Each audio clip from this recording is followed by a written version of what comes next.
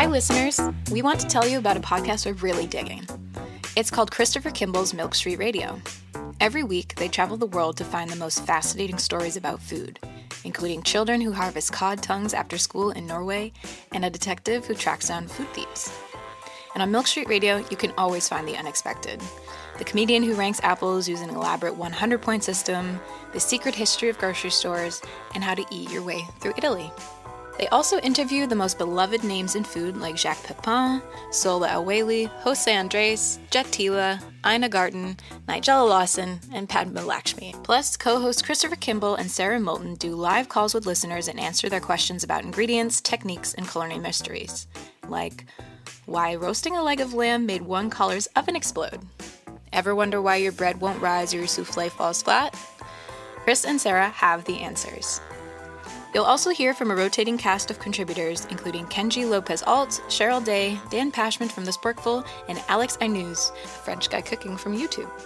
Take a listen at 177milkstreet.com/radio or just search your podcast app for Milk Street Radio.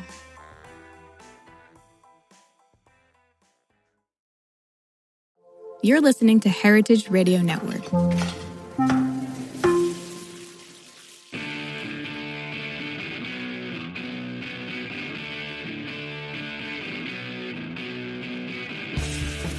This is What Doesn't Kill You, Food Industry Insights. I'm your host, Katie Kiefer, and it is my very great pleasure to welcome Maren McKenna back to the program. She's been a longtime contributor to this show. And for those of you who have not heard or any of my podcasts with Maren, she is a journalist and author who specializes in public health, global health, and food policy. She's a senior fellow of the Center for the Study of Human Health at Emory University, where she teaches health and science, writing, and storytelling. More importantly, she is the recipient of the 2023 Victor Cohn Prize for Excellence in Medical Science Reporting, a career award, and the 2019 AAAS/Kavli Gold Award for magazine writing for her piece, The Plague Years in the New Republic. She is the author of the 2017 bestseller, Big Chicken, the incredible story of how antibiotics created modern agriculture and changed the way the world eats, published by National Geographic Books in 2017, now in paperback. It received the 2018 Science and Society Award, making her a two-time winner of that prize. You should also know that Big Chicken was named a Best Book of 2017 by Amazon, Science News, Smithsonian Magazine, Civil Aids, the Atlanta Journal and Constitution, and the Toronto Globe and Mail, an Essential Science Read by Wired, and a 2018 book all Georgians should read, because Maren does live in Georgia. Also, it should be noted that Maren wrote something called Superbug, which we're going to talk, and we're going to talk about that because it's all about antibiotic resistance. And Maren was one of the first, and I think that book came out in 2011. Is that right? Let me think. I think it may have come out in 2010. Anyway, you have been on this.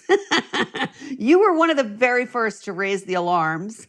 And I know that when I first started doing this podcast, which, believe it or not, was 15 years ago, that was a topic that I returned to so frequently that my station manager at the time, the director of the network, was like, could we talk about something else, maybe?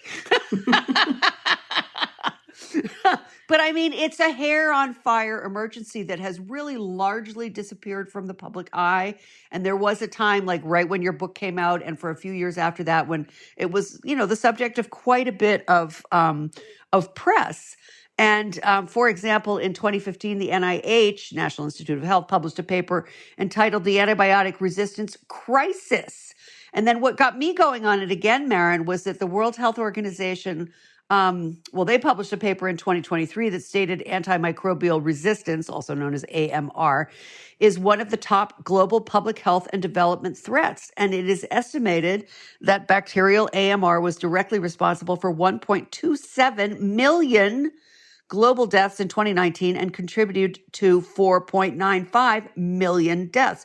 So you published Superbug. I have 2011 here. But let's remind people of the trajectory of this. I mean, your book, Superbug, was about MRSA, which is largely a hospital-acquired infection. But correct me if I'm wrong.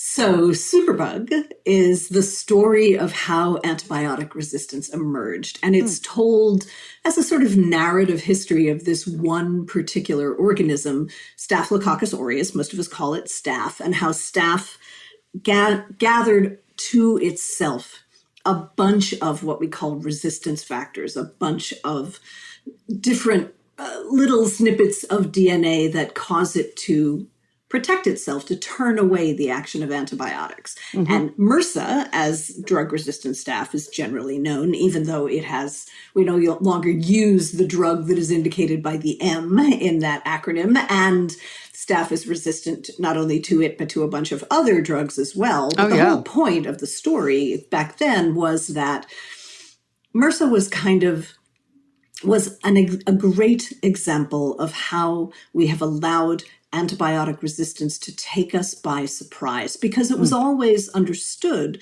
from the beginning of the antibiotic era, which is really only the 1940s, that resistance was going to emerge in bacteria at the point where antibiotics were most used, which was in healthcare. And so MRSA was, as you said, a hospital organism, attacking people who were immune compromised, who had surgery and therefore had a break in the protection of their skin, or were debilitated in some manner. But in the 1990s, MRSA changed from being just a thing that happened in hospitals to something that spread very widely through society and caused illnesses in people that had never been inside healthcare. And so it was kind of the alarm bell for what was happening with all kinds of organisms, bacteria, all around the world, that as we exposed them to antibiotics more and more, they collected to themselves the microbial defenses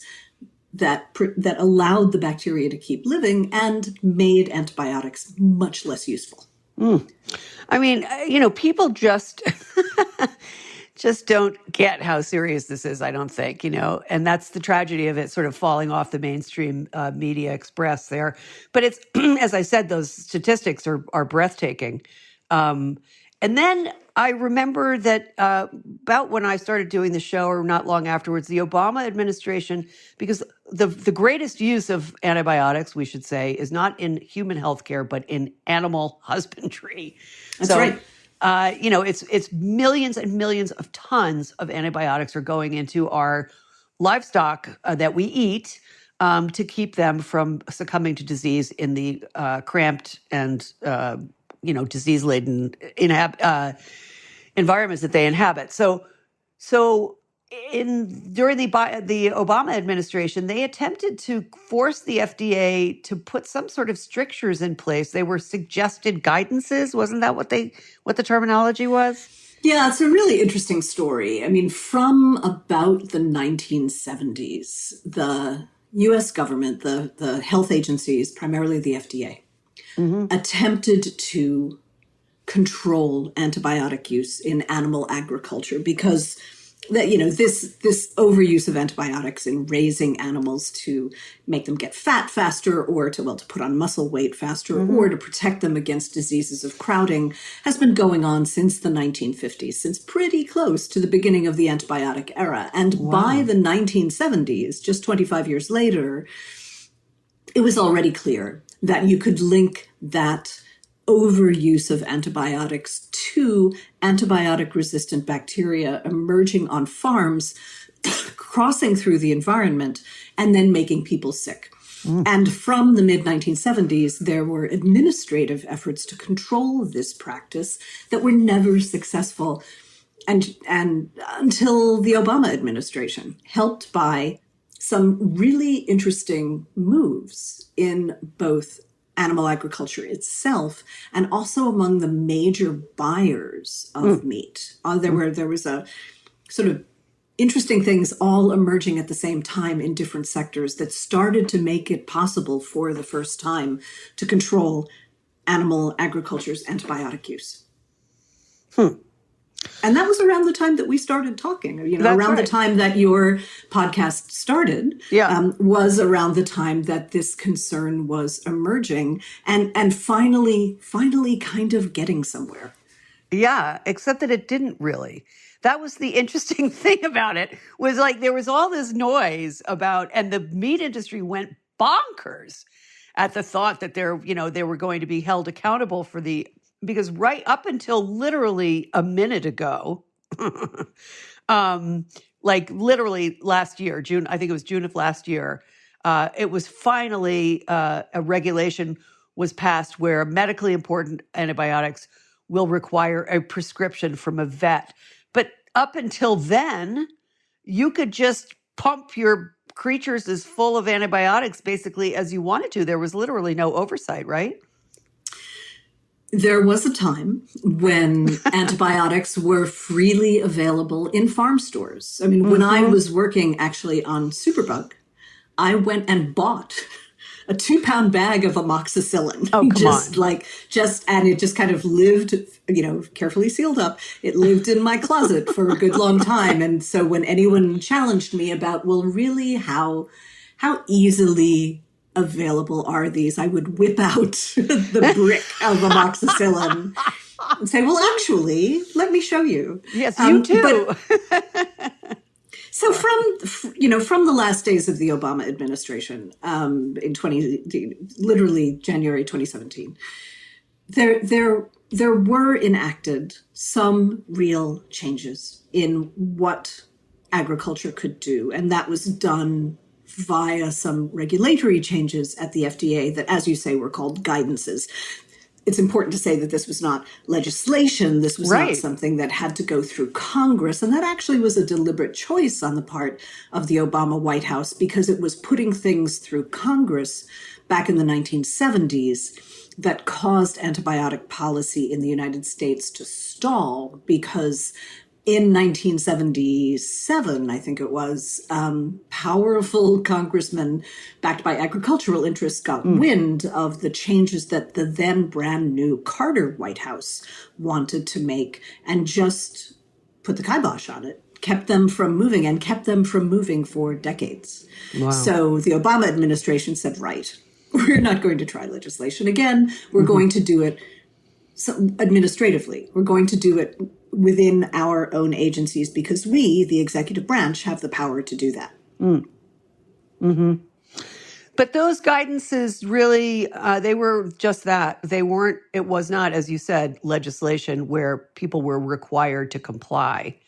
It was like, if you want to save the medical arsenal, then you're going to start. And indeed, Purdue, to their credit, spent about 10 years, right, phasing out antibiotics from their chicken supply. So I think it's important to say that there are some real good, like truly good actors in this long, complicated tale. And one of them, surprisingly, is a food company. It's the company Purdue. Now, Purdue is a privately owned company. It currently belongs to the, I think, grandchildren of the founder. People, baby boomers, I guess, will remember Frank Purdue. Takes a tough man to make a tender chicken. He kind of looked like a chicken himself. Right. He was the son of the founder, and his son now runs the company. And the fact that it's a private company is important, because they are not beholden to Wall Street or to analysts. And they've never sold to private equity. They are beholden to their suppliers and their customers. And they told me at the time that it was interest from their customers that actually both individuals, sort of people buying things in supermarkets, and also big institutional buyers like school districts and fast food and universities and medical centers that made it possible for them to pursue antibiotic free. And they really were the shining star. In 2014, Jim Purdue, the current head of the company, called a press conference in Washington, D.C. I think they actually held it at the National Press Club building. And they announced that they were taking their production antibiotic free, and that they had been working to do this for about 10 years, as you said.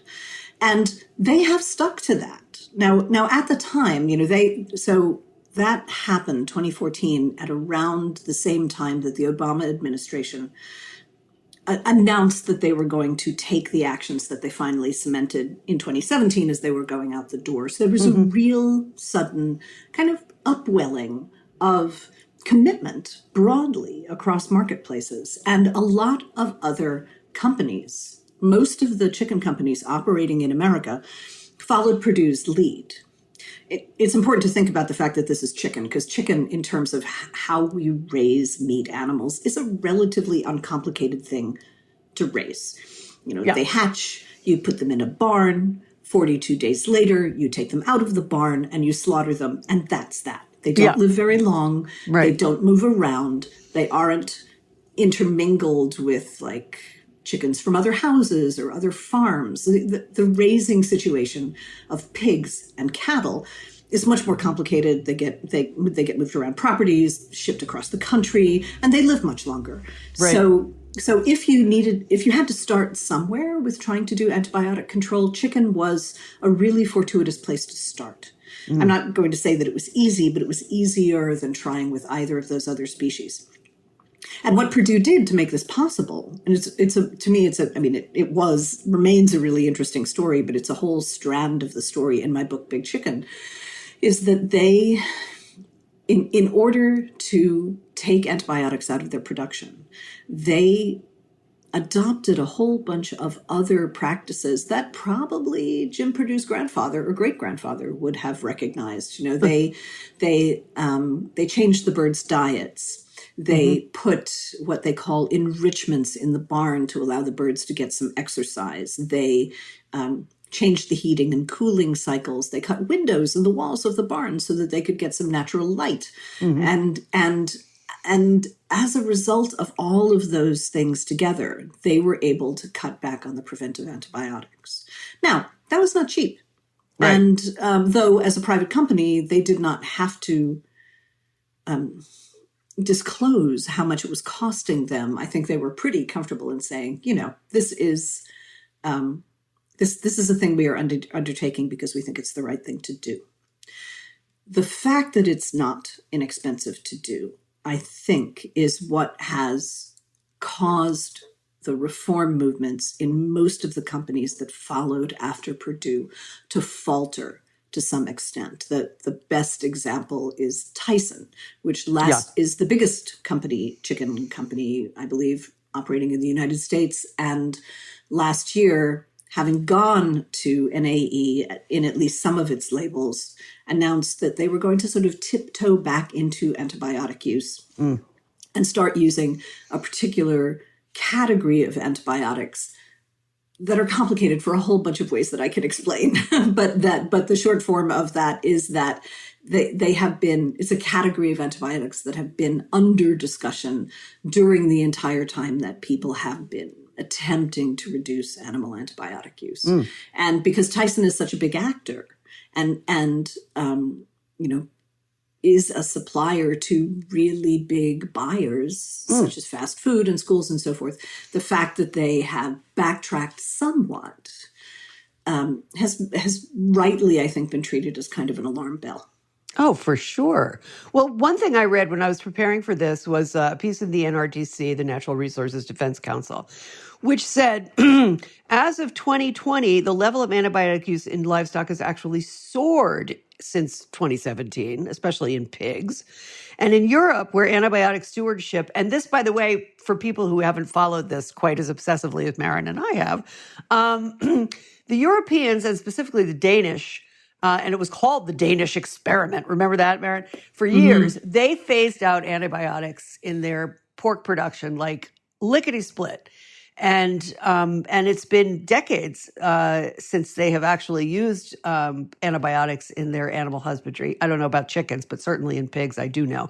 And everybody in this country said, poo-poo, they're going to lose their shirts. And yeah, they lost money for the first couple of years. Sure, they had higher mortality rates. But they did the same thing that you're describing in the chicken industry, which was to provide basically better living standards for their pigs, and the pigs' immune systems responded accordingly.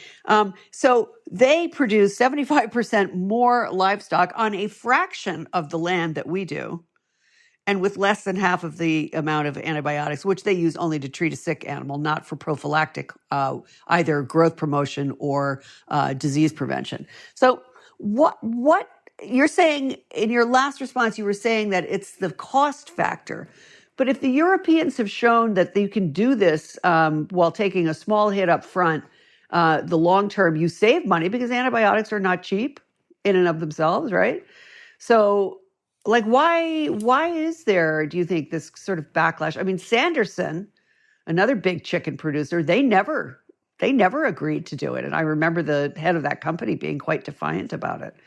Right. Yes, you remember correctly. They actually put out commercials Yeah. based on their insistence that they were going to keep using antibiotics. So I have to correct one thing Please that you do. said, which is that that you said that antibiotics aren't cheap, but in fact, antibiotics are cheap. Oh, is that right? In fact, one of the underlying conundrums for all antibiotic control, not just in agriculture, but in human medicine as well, is that relative to other medications that we are, accustomed to having around, antibiotics are incredibly inexpensive. And in human medicine, where we are always looking for new drugs to counter resistant infections in people, the fact that people don't actually pay very much for antibiotics is a real disincentive to getting pharmaceutical companies to make new antibiotics. But if a pharmaceutical company has a choice between making an antibiotic, which doesn't earn you much money, and which somebody might take for 2 weeks or 4 weeks and very rarely chronically, or if you could make a lifestyle drug that people take every day, like insulin, or if you could take a drug that people only take once in a while, but costs an unfathomable amount of money, like the CAR T genetic therapies for cancer that cost like $500,000 a dose. Oh, yeah. Among that menu, antibiotics is not the thing that you would choose to make. So to draw out the distinctions there, first, agriculture has used antibiotics because antibiotics are inexpensive. Because what they're using is essentially drugs that became generic decades ago. True. Right? Right. They are not using new drugs. Right. And the second thing is they are not using them for the most part to cure infections. They are using them to prevent infections. And they used to use them for this process of growth promotion, of making animals put on muscle mass faster. Growth promotion has been disallowed in the United States, in fact, across a good portion of the world, but preventive use still goes on. So it's not the cost of using antibiotics that is a disincentive, because they are cheaper than the alternative, which is changing your practices. Right, which might include having to build larger facilities or use some other sort of, immune booster, whether it's, I don't know, vitamin supplements or, they use stuff like that already. But I totally take your point, because you're making so much more money on the amount of flesh that you are able to acquire by using antibiotics that you would lose quite a bit of money if you changed out of that protocol, right? So when you describe the Danish experiment, and when the industrialized world was first thinking about controlling antibiotics in agriculture back in the 1970s, the first country to make a move was actually the United Kingdom. Really? Which was some regulation that unfortunately did not last. It was undermined fairly fast. But after that, the next group of countries to move were the Scandinavian countries. And they were way out in front of Western Europe in actually creating animal antibiotic control back in the 1980s. But what Denmark did, that everybody points to as like, oh, this won't work, oh, they had higher mortality, they lost a lot of young pigs, is they took the antibiotics out first. And then they discovered that that's not enough, that you can't just remove antibiotics that prevent infection from the raising process and not expect things to change, right? And so young pigs started to get sick and to die. And then they changed their raising practices and boosted the environment in a number of ways that made it more possible for for animals to remain healthy without antibiotic use. Despite heavy crowding, because let's remember they have the CAFO system there Exactly. too. Yeah. So what Purdue did is they took antibiotics out and they changed the raising practices. And what seems to be the case for the companies that followed after Purdue is that they removed the antibiotics and they didn't do anything else. And then they started to have higher mortality among their birds. And there's a particular bacterial disease that occurs in chickens as we raise them in big chicken houses that is particularly problematic. And because it's called coccidiosis. Yeah. It affects it causes lesions in the bird's guts, which means they lose their appetite, they take up less nutrition, they therefore don't put on muscle mass, they're kind of puny and sickly, and they come to market at below market weight, which means that companies don't make as much money on them, and also they end up being like the wrong size for the slaughtering mechanisms, right? Which are built to accommodate birds of particular sizes. So coccidiosis it's a big deal, and it's something that the industry as a whole really struggles with in confined growing operations. So over the past couple of years, as the biggest companies took antibiotics out and then didn't do anything else, they especially had to contend with rising rates of this disease coccidiosis, because they hadn't done anything else to boost the birds' immune systems or to change their raising practices in such a way that they would naturally have healthier immune systems. Right, right. And so that has led to the big companies, as I said, tiptoeing back into the antibiotic arena by readopting this one particular class of antibiotics, which are called ionophores. Right. And they have no analog in human medicine. And the reason that's important is that almost all the other drugs that agriculture has used are functionally identical to the drugs that we use in humans. It's as you can imagine an antibiotic factory being like one big long building that is making one thing, and there's one door through which they sell to healthcare, and there's another door through which they sell to agriculture, but it's still the same building. Right.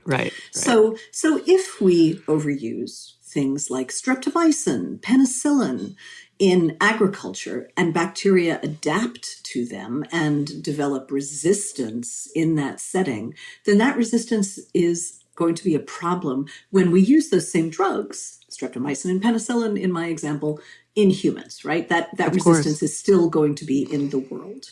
But ionophores have no human analog. The closest is bacitracin, which is a topical, mild antibiotic that goes in first aid cream. Right. But we don't use bacitracin like for internal infections or surgical infections or staph or anything like that. So agriculture has often taken the position that ionophores are okay with us because and they ought to be okay with you, human society, with our using them, because we're not endangering you by using them, and we are making the birds healthier.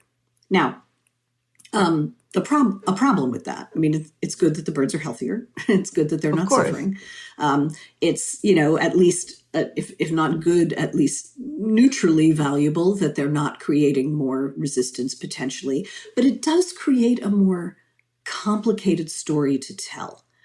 That Purdue, and I haven't talked to anyone there recently, but Purdue always took the position that we want to have a simple story to tell. And the story we want to tell is no antibiotics. Period, full stop, we're done. We can tell our customers no antibiotics used. What the other companies now are having to do is to say, well, our story is some antibiotics, but not the bad antibiotics, but some antibiotics. And you can see how that is a marketing challenge. Yeah, it's a hard message to sell, for sure. Maren, it occurs to me, and here's where I rely on your science expertise, even though ionophores are not currently used in human medicine, when you create antimicrobial resistance,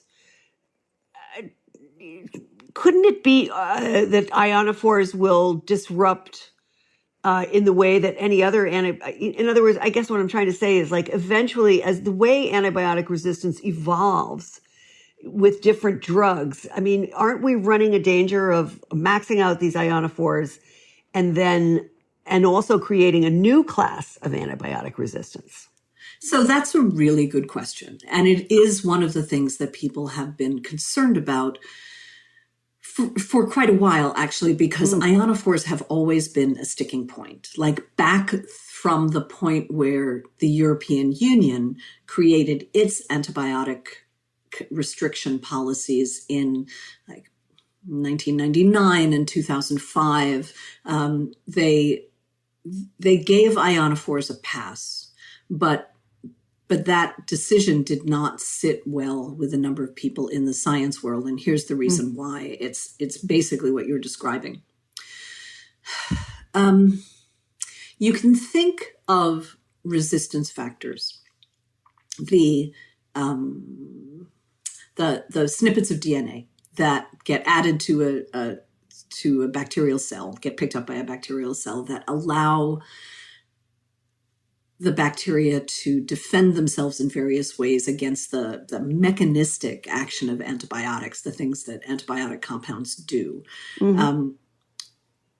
Bacteria don't necessarily always evolve those defenses de novo every time they encounter a drug. What they might do instead is they might, through a variety of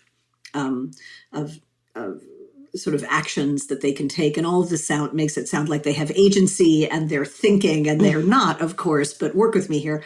They can pick up sort of, they can acquire already evolved resistance DNA from other bacteria. Right. From, it may be sort of like floating around in the environment, released by dead bacteria. And when they do that, it's as though instead of sort of like pulling a single card from a deck, it's as though they picked up an entire hand of cards at once. Right. Great. Where all of those resistance factors to a number of different drugs might have gotten sort of glommed together. Yeah. And are present in the environment. And so the concern that people have raised is that, okay, maybe resistance to ionophores is not a big deal because the diseases that ionophores treat don't occur in humans, so it's not important that we potentially create resistance to them. But the counter to that has been, well, okay, yes, that's true, but what if the DNA that confers resistance to ionophores happens to get agglomerated in the environment with DNA that confers resistance to other more important drugs. And then bacteria come along, and because they're being exposed to ionophores, they acquire that entire agglomeration, that's sweet, right. Sweet is a good word, of resistance factors. They only really need one at that time, but that one happens to be housed with 5 or 6 others. Suddenly you have a bacterium that is resistant to ionophores and also resistant to a bunch of other things that might be more important. And that process of acquiring multiple resistance factors is kind of unpredictable and random. And the people who are most concerned about that happening don't really want to see that cascade starting because they're not, there's no predicting where it might end up. And we're not prepared in any way. Absolutely. And so that's why the argument against using ionophores has been, yes, it's good, on the positive side, yes, it's good for the birds, keeps them from suffering, keeps this one particular disease down. But on the other side, adds unpredictability to the evolution of bacterial resistance in the environment in a way that might turn out to be unpredictably bad. Yeah.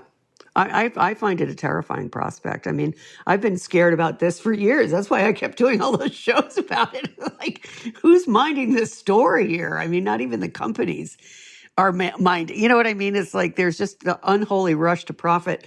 Unfortunately, we're going to run out of time here. I didn't even do a station break, which I'm going to do right now. We're going to take a small break for a sponsor drop. We'll be right back with Maren McKenna. Please stay tuned.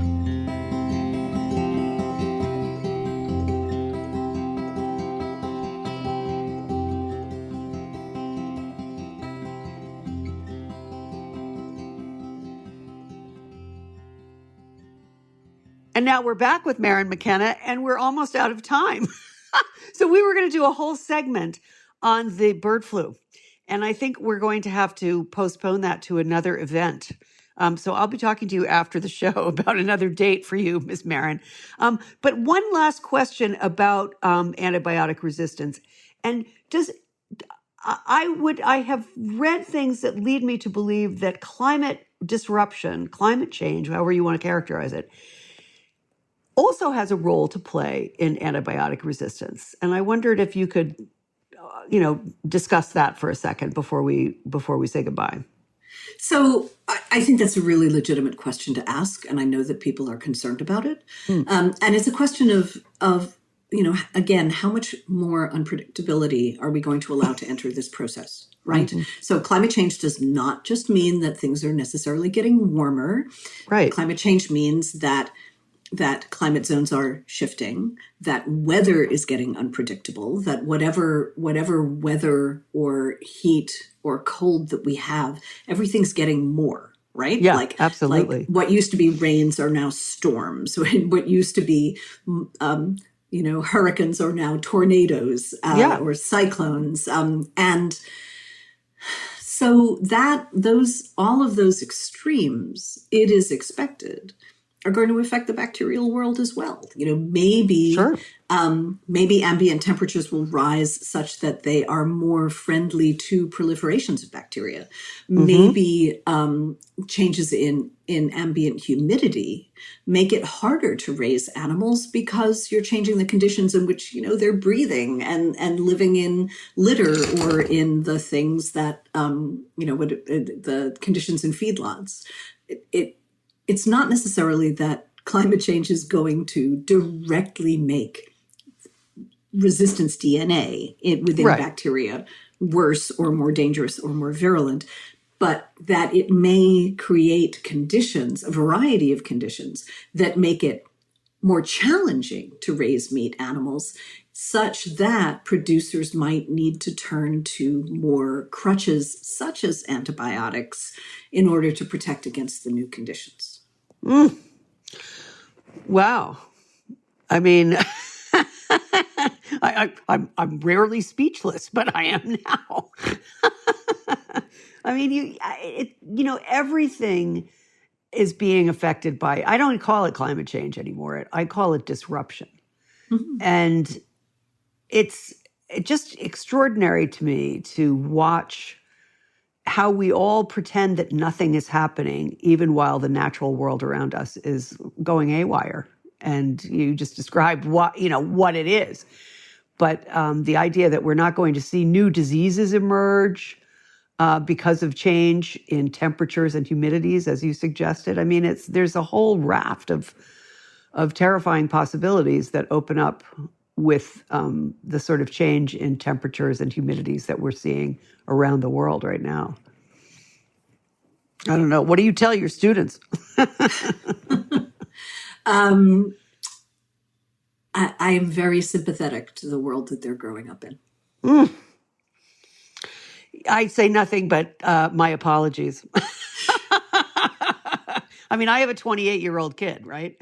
So, I'm just like, I can't apologize to you enough. And she is very much about pointing the finger at me. And most of her cohort is, to be honest. I mean, they're looking right at my generation, baby boomers, and saying, what did you do? And what we did was chase profit at the expense of everything else. So now, Maren, we're going to close the show. I want you to just for 1 minute promote yourself shamelessly. That means tell people about your website, where they can find your work, what you're working on, anything you want. So thank you. As you said at the top of the show, I am a journalist and author. My books, as you heard, are Big Chicken, Plucked Outside North America, Superbug, Oh, really? and my first book was called Beating Back the Devil and is a history of the CDC. Right. have written for a variety of places. I have just become a contributing editor at Scientific American, where I'm writing the kind of long features that take a while to come out. So they may not be something that people can see right away, but I'm also just about to publish a new website. I'm going to be using the service Authory, AUTHORY.com, which assembles an online portfolio of basically everything you've ever done.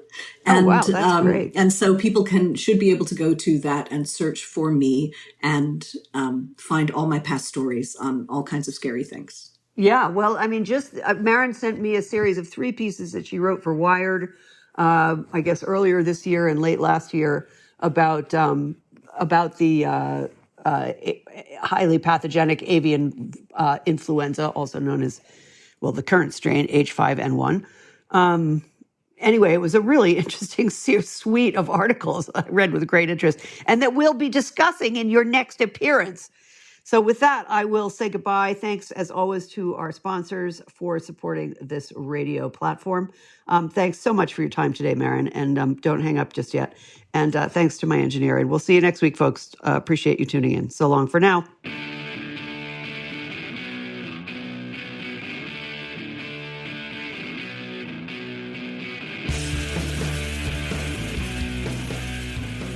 What Doesn't Kill You, Food Industry Insights, is powered by Simplecast. Thanks for listening to Heritage Radio Network, food radio supported by you. Keep in touch at heritageradionetwork.org/subscribe. Craft cocktails, from the classics to zero-proof drinks, are all around us. But what if we told you that craft cocktails are actually a relatively recent addition to the culinary scene? My name is Toni Tipton-Martin, and I'm the editor-in-chief of Cook's Country at America's Test Kitchen. I want to introduce you to a podcast mini-series I'm hosting called 100 Proof, The Journey of the American Cocktail. Over 6 episodes, we'll look at how mixed drinks offer us a window into what was happening in America during the dawn of the cocktail. We'll then take you to the present day to contemplate what forces led to our modern cocktail renaissance. And along the way, we'll of course be sharing cocktail recipes with you. Subscribe to Proof from America's Test Kitchen so you won't miss the first episode. It drops on Thursday, May 23rd. Again, that's Proof, Proof, from America's Test Kitchen. Cheers.